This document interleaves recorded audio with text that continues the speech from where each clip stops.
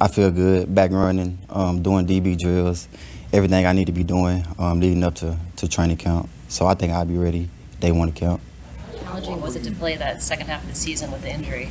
You said how? How challenging was it? I done had this injury for like almost 4 years now, dating back to when I was in KC. So, I mean, it just started to get a little worse over time, you know, the grind of a football season. So it started to wear on my body a lot. So, I mean, I just felt like I had to get it done. I mean, I was balling the second half of the season. So, you know, it really didn't take much of a toll on me, seemed like it. When you say it got worse, I mean, was it, like you mentioned, you were playing well, but Yeah. did it get more difficult just to play through it? Just like my day-to-day life, like just sitting down, my lower back started to hurt. Driving the car, sitting in the car for a long period of time, my body was just aching just doing that. And once, you know, my back started to hurt, I'm only like mid-20s. It felt like I was 35, 40 damn near, so I had to get it done when that started happening. We're obviously had a great season last year. What are you looking to improve, or what aspects do you think you can get better? Capitalize on a lot of missed opportunities I had last year. I feel like I could have had almost 10 interceptions last year. So I want to just, you know, make more plays, try to become more of a leader, more of a talker. I'm kind of like the old head of the DB group now. So, yeah, I just become more of a leader and make more plays, be better than I was last year. What are your initial impressions on the young guys coming in? I haven't been with them too much because I've been rehabbing, but just watching film, I think Renardo, that's his name, right? Renardo. I didn't know if it was Ronaldo or Ricardo, but I know he can play. I know he can play just by like watching film. He's super sticky in coverage. I think he's smart. Once he get a little more reps under his belt, I think he's gonna be a baller for us. Mooney, you know receivers. What do you think of Pearsall and Cowing, the two rookies so far? Cowan's super fast, like real fast. Ricky, he's shifty, got good moves, good hands, create a lot of separation. So I think those guys are going to help us out a lot this year for sure. What the Nick Sorensen kind of defensive coordinatorship is going to be like? It's kind of set a tone right now? You said, do I have a feel? Yeah. Oh, well, Nick been around, you know, for a while here in San Francisco. So, I mean, I think it's going to be status quo. We're going to be the same defense, probably, hopefully, you know, fly around a little bit better and try to get over the hump and win the Super Bowl. I think only way we can get better is become a championship defense. We'd have been to the conference championship, Super Bowl. We just haven't won it yet. So, yeah. Did you spend any time with Brandon Staley? I know he's spending most of the time with the DBs. Like I said, I've been rehabbing a lot, so I haven't been with the coaches in a lot. But I know he's super smart. Seemed like a good coach, funny. I talked to some of the other guys about him, about his coaching style. They say they like him. So I'm pretty sure I'll fit right in and, you know, have a good relationship with him. You've been on a Super Bowl winning team and you've been on a Super Bowl losing team. Yeah. Were there any intangibles, like in the mental approach to the game, that you noticed that were different in those two situations? I don't want to sound dumb, but what you mean by intangibles? Obviously, you prepare hard on both sides, but Mm-hmm. were there any mental things that you noticed that were different last year as opposed to when you were on the Kansas City team where you won? I honestly, I think we was the best team. We was the better team. They just, well, I wouldn't say better team. They were the better team because they won, but I feel like we had a little more talent, but they just had the best player in the NFL, so, I mean, they got it done. That's point blank, period. Mm-hmm. Going into the last year deal here, how important is this year for you? And would you like to get something done to stay around, or do you want to kind of play this out? Talking about a deal? Yeah, I like to stick around. I feel like it's a good team. They love me here. I love it here. Love all the coaches, love my teammates. But, you know, I just let my agent handle it. That's the business side of things. I'm just do my job, go out there and ball, you know, put the pressure on them. You know, hopefully they give me a bag. If they don't, I know it won't be like any bad blood in between me and them. It's just like, it'll be a business decision. But I'm pretty sure they'll like to have me, and I'd like to stay here for sure. Mooney, how excited are you to have Floyd with Bosa up front this year? Leonard Floyd, right? Leonard Floyd, I think he a dog, man. I've been watching him a lot of his career with the Rams and the Bills in Chicago, too. I think he a dog. He can play. It seems like he got a lot of good energy by himself. He play hard. He run to the ball. So hopefully it just make my job whole lot easier, you know what I mean? Well, he is 8-9-year vet, maybe 10-year vet. So he an OG, so I know he going to get the job done whenever he in the game for sure. Do you plan on going back home to do the rest of rehab during the 40 days off? Yeah, I'm going back home. I got to be with my family a little bit. Yes, ma'am. Traveling during the off season, how life changing was that? I went to a lot of places. I went to Africa. Feel like it's one of the best countries. Just to see our people over there, you know what I'm saying? It was, I don't want to, you know, I saw a lot of black people over there, and it just felt good to be around them, you know what I mean? And to see like how they live, you know, they don't have a lot like we got in America. They don't stress about the things we stress about, like, you know, the fancy cars, clothes, and everything like that. They just happy like to get by every day, you know. So a lot of them was super poor, poverty, but you know, their spirit was way up here, you know what I mean? So that's what I love about Africa. Definitely see myself going back over there to help out once I retire, and toward the latter end of my career for sure. You know, I want to help my people out for sure. Did any of that kind of help to put this season into perspective when you got the surgery done and deal with the injury? You just said you have goals that you wish you had taken advantage of last season, and then to see that with a new perspective, did they help you to come into this season with an even broader perspective on what you needed to do? I'm sorry. Can you say that again? I ain't really. Hey, sure. So I was a little winded. With that, being that you went out and you saw that and you said it changed your perspective about things, knowing what you've been through to get to this point, losing the Super Bowl, having the surgery, do you have a new perspective coming into this season on what you have to get done personally and then as a team? Personally, it just taught me to be more grateful and thankful for everything I have. You know, NFL player, rich as hell, got one of the best jobs in the world, but I still kind of like stress about like small things that I shouldn't stress about. So it just taught me to be more grateful, more thankful for everything. Like I said a few seconds ago, like they don't have much, but shit, their spirit was like way up here. You know, everybody had good personalities that was funny, that wasn't complaining about nothing. So personally, it just taught me to be, like I said, again, thankful and grateful. And this season, I kind of come from poverty too. I come from nothing, so I know I went all pro last year, Pro Bowl, but I don't want to become, comfortable. You know what I'm saying? So it's just gonna teach me how to grind harder and, you know, match what I did last year and become even much better. What part of Africa did you travel to? I went to South Africa, Zimbabwe, Johannesburg, and Cape Town.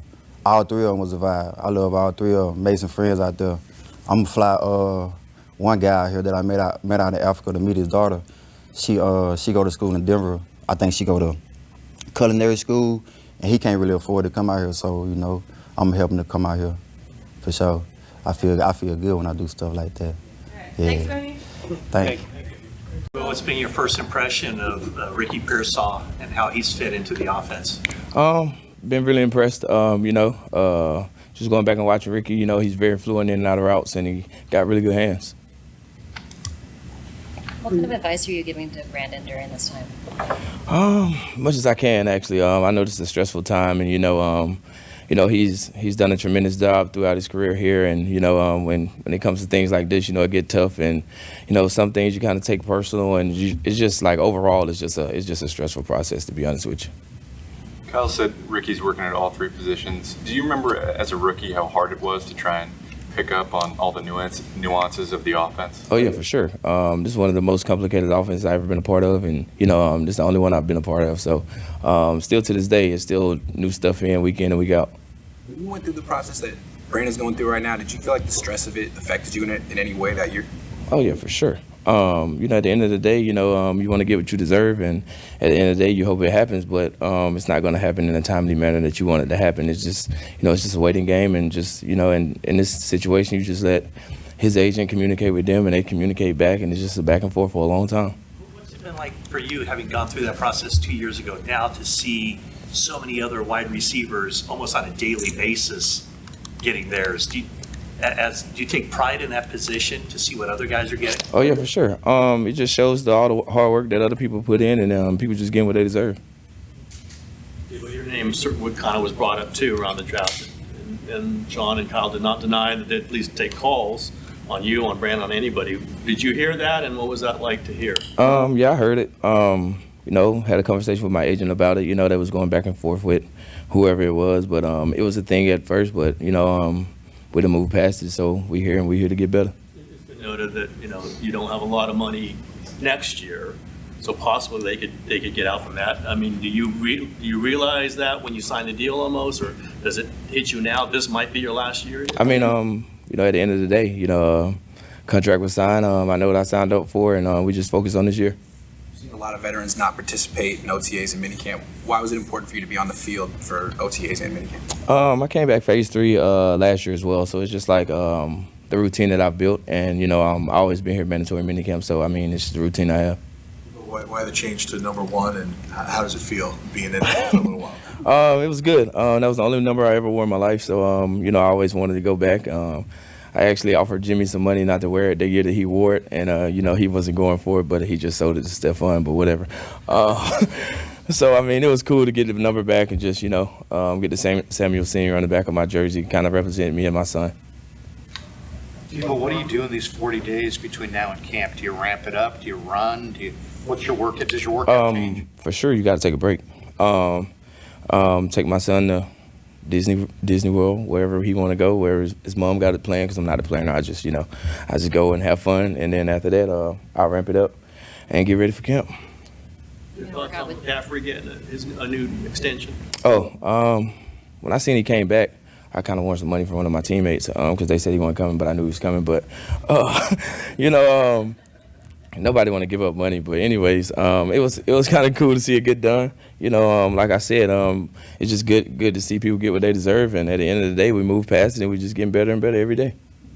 Will you work out with Trent again? Huh? You work out with Trent Williams sometimes, right? Not really, sometimes. Good. Thank you, guys. You're gonna be able to help pay for the wedding now? Hope so. Rich, for the last few weeks, I assume you were asking or in talks for this extension. How did that kind of process go? Yeah, it's business is business. It's part of this game. Both sides were mutually very respectful the whole time, and just proud and happy that we got something done. Last year at this time, there was so much talk about the running back market and whether. How important is it for you to continue to try to keep raising that bar for the position group as a whole? I think it's really important. I think running backs have been undervalued for a long time now, and hopefully this is a step in the right direction. You were prominent last year during OTAs for the amount of work that you were doing in the practices. Were you able to kind of do that workload elsewhere while this was all being worked out? Yeah, there's no substitute for being on the field with the guys to practice football, but you do the most you can with what you have. Christian, you had an amazing year last year, but it's been said that you've obsessed a little bit on the fumble in the Super Bowl. Is that an accurate description? How do you view it, and how has it served as a motivator? Yeah, I mean, I don't harp on one play, bad or good, especially going into a new year, completely new year.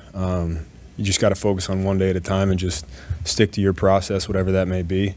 But last year's last year, whether we won or lost. We're deep into the offseason now, ready for this next year. Christian, your time in this organization, what has made you just happy that you are going to be here for the next several years, and not just respect your prior organization, but kind of what makes you happy here?